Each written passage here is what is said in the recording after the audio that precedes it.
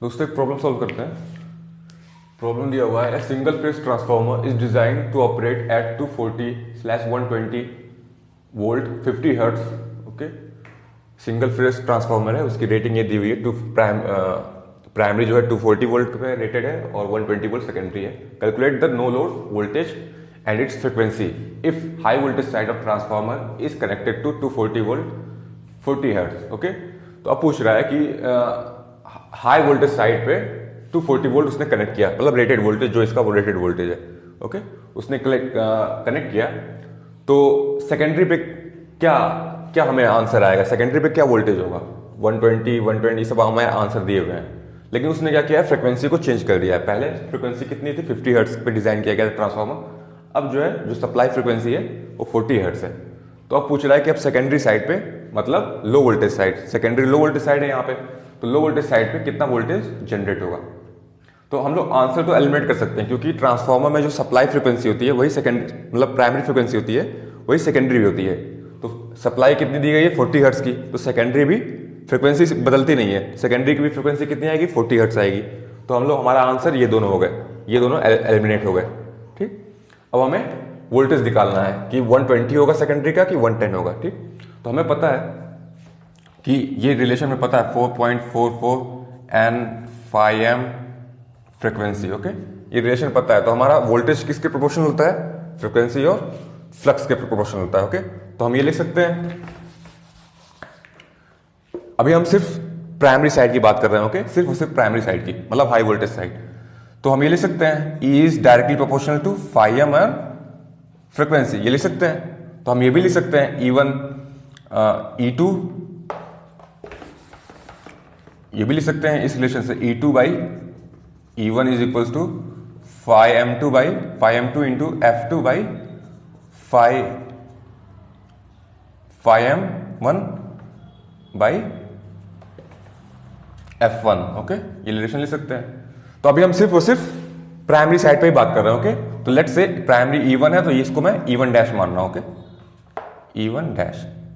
Okay, अब क्या है, पहले कितने पे डिजाइन था, 240 volt primary side, 240 volt 50 hertz. Okay, तो इस पे क्या लिखेंगे, 240 लिख देंगे। ओके, ठीक, 240 वोल्ट पे डिजाइन था और फ्रीक्वेंसी कितनी थी, 50 हर्ट्ज थी। ओके,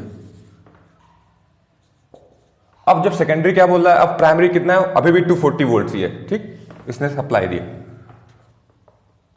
तो 240 वोल्ट अभी भी है। अब फ्रीक्वेंसी लेकिन उसने चेंज कर दिया है, सेकेंड टाइम क्या कर दिया, 40 हर्ट्ज कर दिया है।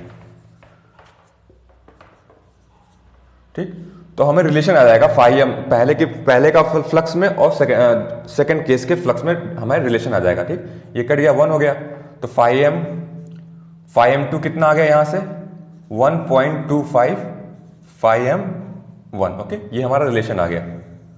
तो हमें पता है ट्रांसफार्मर में सेम फ्लक्स जो है कि नहीं, ट्रांसफार्मर में क्या होता है, जो फ्लक्स होती है, सेम जो फ्लक्स इस वाइंडिंग से पास होती है, वही सेम फ्लक्स इस वाइंडिंग से भी लिंक करती है कि नहीं। तो ये फ्लक्स जो है सेकेंडरी के लिए भी एप्लीकेबल होगा, तो हम ये रिलेशन लिख सकते हैं, सेकेंडरी वोल्टेज, क्योंकि हमें सेकेंडरी वोल्टेज ही कैलकुलेट करना है।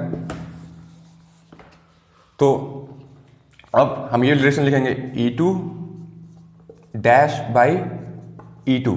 ठीक, ये मतलब सेकेंड केस का है, ये फर्स्ट केस का है। ओके, तो ये अब क्या है, फाई 2 कितना हो चुका है अब, 1.25। ओके, सेकेंड केस में 1.25 फाई M1 हो गया। ओके, और फ्रीक्वेंसी कितनी हो चुकी है, फ्रीक्वेंसी हो चुकी है 40 हर्ट्ज। ठीक, सेकेंड केस में, और ये कितना है, पहले कितना था, फाई M1 था, पहले केस में कितना था, 50 हर्ट्ज थी। ओके, तो यहां से हमें सेकेंडरी वोल्टेज हम निकाल सकते हैं। ओके, तो यहां पहले कितना था, 120 वोल्ट पे था, जब हम 240 वोल्ट अप्लाई कर रहे थे तो हमें कितना मिला था, 120 मिल रहा था। तो इनिशियल केस में, फर्स्ट केस में क्या होगा, ये E2 कितना होगा, 120 वोल्ट होगा। ठीक, ठीक, अब हमें निकालना है कि अब E2 डैश, मतलब फ्रीक्वेंसी चेंज करने के बाद हमारा कितना वोल्टेज आया। ठीक, यहां से कैलकुलेट कर लीजिए, E2 डैश कितना आ गया, 120 उधर ले जाइए, 120 five cancel into 1.25 into 40 divide by 50। Okay, इसको कैलकुलेट कर लीजिए, कितना आ जाएगा।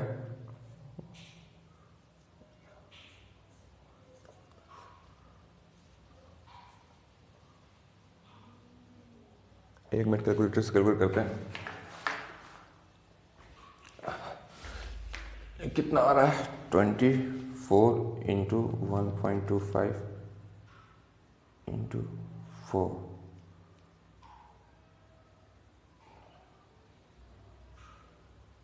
ओके, तो हमारा कितना आ गया 120 वोल्ट। ओके, हमारा आंसर, तो हमारा वोल्टेज कितना आ रहा है सेकंड केस में 120, तो हमारा आंसर ये हो गया। ओके, चलिए, थैंक यू।